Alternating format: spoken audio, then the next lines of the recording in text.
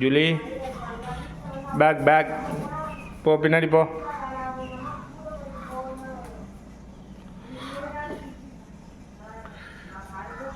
Catch.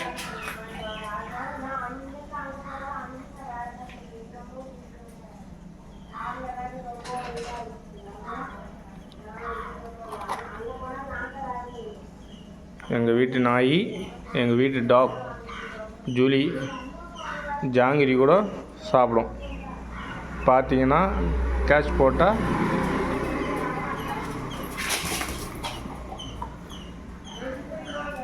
அது அழகாக சாப்பிட்றோம் பாருங்கள். நல்லா வாழை ஆட்டிக்கின்னு